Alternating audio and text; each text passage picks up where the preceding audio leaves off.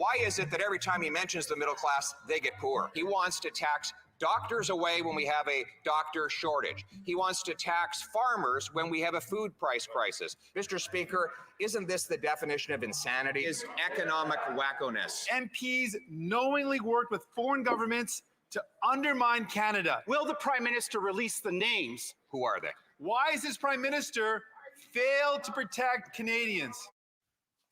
Hi there, this is Power in Politics. I'm David Cochrane in Ottawa. We have an exclusive interview this hour with Prime Minister Justin Trudeau. In his 9th year of power, the Prime Minister and the Liberals face some of their biggest challenges yet, as you just saw, including the deeply complex challenge of foreign interference.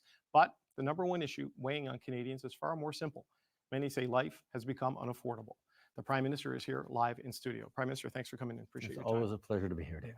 I'd like to start, if I could, with the issue of foreign interference. And you and some of your other ministers have expressed doubt in the findings in the recent NSI COP report. But a year ago, when you were resisting calls to call a public inquiry, you reassured Canadians that NSI COP was fit for this kind of task and they could trust its findings. Is it responsible to say it's wrong without saying specifically where it's wrong? Well, first, specifically, I will always support the work that NSI COP does. That's why we created a National Security and Intelligence Committee of parliamentarians. We needed a way for parliamentarians of all different parties to get the necessary security clearances to be able to look at everything our intelligence agencies are doing. And that's something that Stephen Harper and Pierre Poilievre and the Conservatives campaigned against and resisted for years. This is an important piece of all the different pieces we've done since 2015 to take foreign interference seriously and to make sure that whether it's new bodies, whether it's reports or inquiries, that people have the tools to take it fully seriously. But this report expresses frustration with the lack of action. It draws some pretty firm conclusions of what parliamentarians, we don't know if they're current, former, recent, or existing, have done. And you say you draw a different interpretation. How do Canadians reconcile that? Well, I think a perfect example of that is the fact that, two thoughtful parliamentarians, leaders of political parties, Jagmeet Singh and Elizabeth May, both read the fully classified report and drew very different conclusions from even what was in the report. I think what that emphasizes is the interpretation of evidence, of intelligence, of what we have to do is a really challenging thing, which is part of why it's so surprising that Mr. Poilievre, leader of the Conservative Party, is choosing to not read the classified report, not get the security cleared so he can actually engage on a substantive fact-based approach on the issue of foreign interference that everyone needs to take seriously. But we have this report. It's an all-party report, including some senators. So this is a nonpartisan report from a committee chaired by a Liberal MP. Who should Canadians believe? That committee's interpretation or your interpretation as the leader of the government that's been criticized? Well, actually, I'd say it is a piece that people can look to. But the fact that the Foreign Interference Inquiry announced actually just today that they are going to be looking into the conclusions of the NSI COP report and drawing further suggestions or steps or engaging with it can actually reassure people that they don't have to take my word for it or Jagmeet Singh's word for it or Elizabeth May or Pierre Poilievre's if he ever chooses to read the report, that we have an independent, thoughtful body weighing in the way we are choosing to deal with foreign interference in a thoughtful way. But can Justice Ogg reveal any more details than you can, than NSI COP can, than the other ministers who read this can? She's going to be bound by the same laws here in terms of explicitly spelling out to Canadians what the issues are. Well, I think everyone understands that when you talk about issues of national security, disclosing classified information puts the people who collected that information at risk, puts a knowledge of how we protect Canadians in the hands of those people who want to harm Canadians. There's always, when it comes to national security, a need to balance what we can say publicly with what we actually do to keep Canadians safe. But we have never shied away from transparency. When I stood up in the House of Commons last September to declare that we concluded that India had been involved in the killing of a Canadian citizen on Canadian soil, that was extraordinarily serious, but that was something that Canadians needed to know directly. And I chose to do that because we needed to make sure that Canadians understand the threats to Canada and everything we're doing to keep them safe. So on that moment, you did rise in Parliament, used your privilege, your parliamentary privilege, to say these things about India in terms of what you. I didn't use my parliamentary privilege to do that. I informed the House of things that I would also and did say outside the House as well. It's not like I'm trying to do that. Fair enough. But why not do something similar now? Because as you say, we saw Jagmeet Singh and Elizabeth May read the report, and their levels of alarm varied and changed over the course of a period of days. But there is this inference, certainly from Mr. Singh, that he feels the existing MPs may be compromised still. Elizabeth May said she was reassured that nobody in the House of Commons right now can be considered a traitor to Canada. Jagmeet Singh is less convinced of that. Don't you as Prime Minister kind of owe it to the country to clear up exactly how compromised the Parliament may or may not be at this point in time? But that's exactly why we called a public inquiry with a reputable, independent judge to weigh in exactly on these questions of how to reassure Canadians that everything necessary is being done to keep them safe and to defend our democracy, our institutions from those who attempt to interfere in it, including hostile and foreign state actors, while at the same time informing Canadians of what they can be informed about without compromising our ability to continue to keep Canadians safe. But there is this inference out there, Prime Minister, that there are people in the House of Commons who have been compromised by a foreign state. And there is no clear way to get clarity and certainty on that at this point in time. I just laid out that the Foreign Inquiry Commission has agreed today, and they announced it, that they're going to be weighing in on, and that is a very clear way to give answers to Canadians on what can be shared, what level of alarm people should have on this. But individual MPs who may be compromised is what I'm speaking about. Are you suggesting that it's your understanding the inquiry will be able to say this particular member of Parliament has been compromised by a foreign state? The inquiry will do the work that is necessary to ensure that our democracy is kept safe and that the right processes are followed. It doesn't necessarily mean that they're going to find one way or another in terms of naming names. I think there are very real reasons why we should be trusting a semi-judicial process and an independent person who is not of any political bias to be able to say, look, this is how a thoughtful country and democracy should go about dealing with these very real threats to it. But is it tenable to just go on without names attached to some of these allegations? I mean, Jagmeet Singh has said that there's nobody in his caucus he needs to worry about. Can you say the same thing with comfort and clarity? I hadn't known that Jagmeet said that. I would be wary of any party leader drawing any sort of conclusion like that. Including Mr. Singh? I would be wary of any party leader drawing any conclusion like that. There is a range of issues around foreign interference that our security agencies, that our various institutions are engaged in. We know that foreign actors are trying to interfere in all different parties in many different ways, and protecting the integrity of our parliamentary system and of people who choose to step forward in Parliament from false or misleading accusations that may well be the goal of some of those countries wishing to interfere, is requiring a level of thoughtfulness that is not always conducive to selling newspapers or headlines, but is what a responsible government must do to continue to engage in foreign interference. And I'll remind you, we are the government that has brought in more measures, more structures, more ways to deal with foreign interference than any other, because no other government ever did anything on that. A lot of people will look at those last two answers and suggest that you are implying there's something to be suspicious about with the New Democrats, right? And their caucus. And this is the whole challenge with this issue, right? I am implying that interference in our parliamentarians goes beyond party lines from many different sources. And we need to make sure that before we go accusing anyone from any party on anything, there are really important processes to go through. The Minister of Public Safety, Dominic LeBlanc, talked about the fact that intelligence is putting together pieces of a puzzle. And if you see a single puzzle piece, you may jump to a conclusion that doesn't hold up a few weeks later. And if you took actions on that particular puzzle piece that turns out to be wrong, you can do significant damage to our democracy and to our institutions. And that's why we have to be very, very responsible and careful about it, which is exactly why it's a good thing that the inquiry into foreign interference will be looking at this report and making conclusions and perhaps recommendations to us on the way to move forward. Mr. Singh was on the show on Friday, and he said after he read the top secret report of the National Security and Intelligence Committee of Parliamentarians, he came away convinced that you had enough information and should have acted on the issue of Han Dong and the nomination of Don Valley North. He's now sitting as an independent. He removed himself from his caucus, and I know his future is in doubt.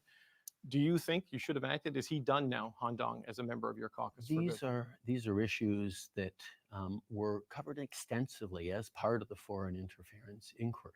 And NSICOP has its own processes that it goes through. But I engaged directly with those issues, talked very much about what was known at the time.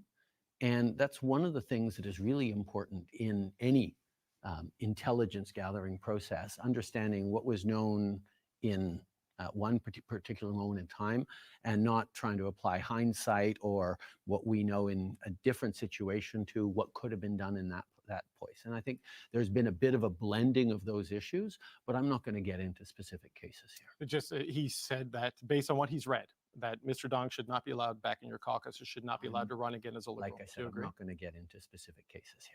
Okay, tomorrow is the one-year anniversary of the assassination of Hardeep Singh Nijjar. You mentioned what you did in Parliament last September. You spoke with Prime Minister Modi at the G7 over this weekend. Has there been an improvement in that relationship? Is Modi and his government cooperating now? And how is this encounter different than your last? Well, I think one of the really good things about summits is you get an opportunity to engage directly with a huge range of different leaders with whom there are various issues. And certainly with India, there are massive people-to-people ties. There are really important economic ties. There's alignment on a number of big issues that we need to work on as democracies, as a global community. But now that he's through his election, I think there is an opportunity for us to engage, including on some very serious issues around national security and keeping Canadians safe, and the rule of law that we will be engaging in. Have you seen improvement in cooperation? I know investigators were concerned, and I know you don't direct the police on this, but have you gotten any sense of whether things have improved in the past little while? There is work ongoing very much. I want to switch, if I can, to the tax issue that your government has been pushing, the change in the capital gains inclusion rate. And you've argued that it will really only affect the truly wealthy. I think it's fair to say that one sector, though, that will be particularly affected by this is the tech sector because of the way they compensate their staff and build their companies. You said you want Canada to be a tech hub, particularly in artificial intelligence. Given the way tech companies function and their employees, does this not work against your economic goals there? No, it doesn't, because at the same time, we're creating more incentives and more supports for startups and tech companies to continue to do the groundbreaking advances in artificial intelligence, quantum robotics, all the different things that Canada is one of the world leaders on. The choice we made to ask those who are making a lot of money. With the capital gains affects individuals when they're making more than $250,000 in a given year from the sale of investments that they've made. That is not the vast, vast majority of Canadians. And what we're doing with that money is putting it towards making sure specifically that young people who are seeing the dreams of home ownership or prices rise on groceries and on so many different things, we're able to actually invest more to support them because the system is not getting more fair, and we're trying to make sure that it's fair for every generation. But if a tech company that wants to get into artificial intelligence is starting from the ground up, these are not existing companies really at scale in our economy at this point in time, they will go where the tax opportunities are more favorable, will they not? Do you not create a disincentive for them to come to Canada based on this new structure? If someone's only going on where they can make the most profits in the world, they'll go to a zero tax location somewhere on an island somewhere. But if they want to actually build a company that has a world-class talent pool to draw from, a place that offers extraordinary supports and competitive opportunities and quality of life for everyone, for all their workers and their executives, they come to Canada. And that's what we've seen over the past years as more and more companies are investing in Canada. Last year, we were the third largest country in the world in terms of total foreign direct investment because companies, including in the tech sector, are choosing to come and invest in Canada. And this making sure that young people have a fairer chance is not going to dissuade people. On the contrary, it's the kind of thing that makes for more stable and fairer societies that people want to be part of. On the people who claim a capital gains in excess of $250,000 on an annual basis, I'm sure your math is right on that. That is a very small percentage of the population, but there have been a lot of concerns made by people who are self-employed or they work in the private sector and they've made investments in rental properties and other real estate and other assets that they intended to sell for their retirement. And I know there's a change in the lifetime capital gains exemption that is designed to shelter against that when in particular it's a family business.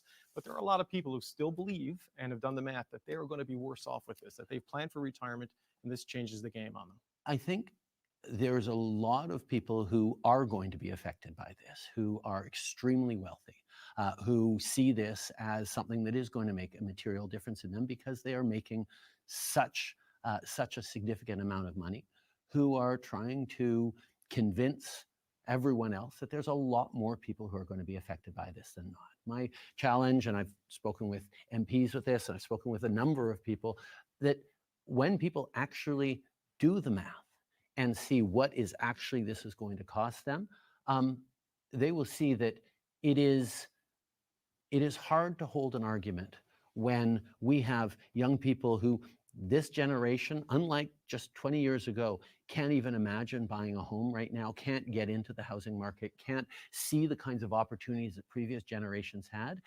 I understand that people who've made very, very well in their life don't want to get a little less in the way of profits.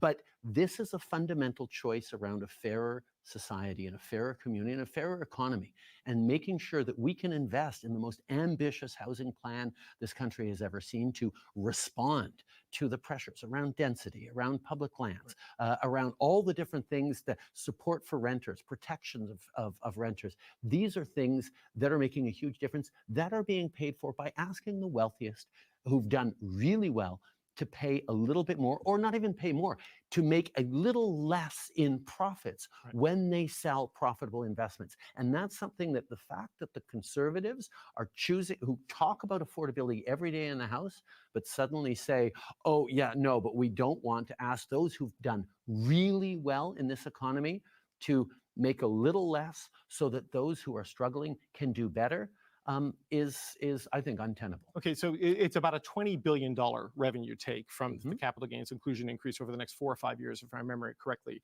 The housing plan that you talked about, we've got the first steps on pharmacare. There's the dental rollout. There's still a deficit on the books of between $40 and $50 billion. You've made commitments to NATO. The expectation is there'll be further commitments to NATO. This is tens of billions of dollars. Beyond this, can Canada live up to all of the commitments you're making as a government without the expectation of some sort of broad-based tax increase for everyone to pay for these things? Because the deficits are there and the costs, the future cost obligations are still there. Canada has the best balance sheet in the G7 right now.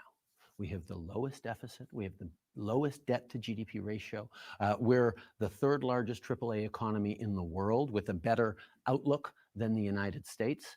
We have one of the best fiscal balance sheets of any of our peer countries. And our choice, as we're seeing inflation come down, because we have been responsible to drive inflation down, and the Bank of Canada is responding with moving interest rates in the right direction, we've made the choice to take that strong balance sheet and invest in Canadians who are hurting right now because of high prices, because of challenges around affordability. So our decision to make sure that we're investing in housing for young people, that we're doing this in an extremely ambitious way that challenges municipalities and provinces to step up as well, that we're delivering on dental care. Right now, over 200,000 seniors have had access to dental care in just the past 6 weeks. This is making a huge difference because we all know the cost of dental care has gone up over the past years, and suddenly it's affordable for hundreds of thousands and millions of people still coming on board on that. We're talking about delivering on free insulin, delivering on free contraceptive medications. We've driven childcare costs down to in half across the country, down to $10 a day in many places. And Conservatives have chosen to vote against every single one of those measures and campaign against all those measures every time because they think that cuts are the best way to help Canadians. We know that if we have a strong economy as we do and Canadians are hurting, the best thing to do is take that strong economy and put it in service of Canadians who need support. Despite the measures you've just outlined there that you've done to make life more affordable, the cost of many, many things have gone up. And while the inflation crisis may be over, the cost of living crisis is still there. Things are baked in, housing, rent is still too expensive. This has affected the political mood of the country, right? And your party, as the governing party, has suffered from it. But even when you say baked in, the measures we are delivering are actually ways that are taking pressure off of families' balance sheets. But groceries are still high. You know, things are still but we're up, delivering right? a national food program that's going to save $800 a year to lower income families because we're delivering for 400,000 more kids across the country. So there is no one silver bullet. The cost of living is up all around the world. We were all talking about that at the G7, that everyone's facing challenges. But they hear about Canada's $10 a day childcare. They hear about the investments we're making in greater density to push local and regional governments to be investing in more housing, to unlock affordable housing. These are things that we are doing that are going to make a material difference in people's lives. And the big difference, I know you want to go to the political side of things. I do. The big difference between what Mr. Poilievre is putting forward for young people and what we are for all Canadians, he wants to keep Canadians angry. We are focused on solving the challenges they're facing. And that is a very clear contrast that Canadians are seeing. It's been about a year, though, since Canadians got really angry about this. And you saw the polls diverge because you and the Conservatives were kind of neck and neck. And now it's been a consistent year of leads for Mr. Poilievre and his Conservatives. The parlor game, as you know, is the conversation of why you should quit and when you should leave. And you say you're staying. So what is it you want to do in a fourth term that you couldn't do in the first three? Oh no, it's continuing to meet the moment for Canadians. It's continuing to know that what we've done over the past years, whether it was raising taxes on the wealthiest and lowering them for the middle class, whether it was delivering on a Canada Child benefit that has lifted hundreds of thousands of kids out of poverty and made a huge difference across the country, whether it was being there to support Canadians during the pandemic and yet still have the fastest bounce back on jobs of any of our peer countries, delivering on childcare, delivering on all the things that are giving those opportunities to young people who, quite frankly, don't feel like they are getting the opportunities they need to have. There is a lot more fighting to do. At the same time, there are incredible opportunities. What we're seeing in terms of drawing in investment in a green economy that is giving opportunities for small towns across the country to suddenly see factories starting up, good manufacturing jobs come back, the way we're seeing economic reconciliation move forward in real ways for Indigenous communities, the way we're seeing the opportunities for young people to actually get back on track in terms of owning a home. There's lots to do on top of the exciting things around AI and quantum and technology that Canada can lead on and around the world. But despite that optimistic picture, I mean, the country is still angry. You can see it in the mood. And increasingly, Prime Minister, a lot of them are mad at you, right? I know you say you want to beat Pierre Poilievre. You keep coming back to that. But what if you are the reason the Liberals can't beat the Conservatives in the next election? Where do you factor that into your thought process? Well, I think, first of all, Canadians are not in a decision mode right now. What you tell a pollster if they ever manage to reach you is very different from the choice Canadians end up making in an election campaign. And fundamentally, and it's not just Canada, but everywhere around the world, and indeed I was talking with other leaders at the G7 and in Switzerland at the Peace Conference for Ukraine, everywhere people are struggling with high inflation, with cost of living issues, with interest rates, with housing challenges, with childcare challenges, all these things. We are doing better than many countries. Doesn't make a difference to someone who can't pay for their groceries, but the way people are everywhere facing a certain amount of frustration. And I truly believe that as we choose to step up on solving those challenges, to contrast with a political vision that so far consists from the Conservatives of just making people more angry and saying everything is broken. I know Canadians are pragmatic people who focus on solutions, and that's exactly what we're going to be doing. I have one last question because I know I've gone over time, but a week from today, it's not going to be a public opinion poll. It's going to be a by-election in Toronto St. Paul's. This is a seat the Liberals have held in its various forms since 1993. It's part of that Fortress Toronto that has helped you in the last 3 federal elections. What does it mean if you don't win that by-election on Monday? Well, first of all, Carolyn Bennett has been an extraordinary leader in that community for so many years. I'm really excited about having her as ambassador to Denmark right now, and she's doing a great job. But the legacy there of thoughtful, strong leadership is going to be well carried by Leslie Church. We have, it's an important campaign. People are getting out at the doors. People are working hard. We don't take any corner of the country for granted, no matter what our lead in the polls is. And we're going to work through the finish line on this one. It feels like a must-win for your party, though. Is it fair to describe it as that? Every electoral contest is a must-win for any political party, and that's what we're going to keep doing. Prime Minister Justin Trudeau, I appreciate you coming in today. Thank you, sir. Always a pleasure.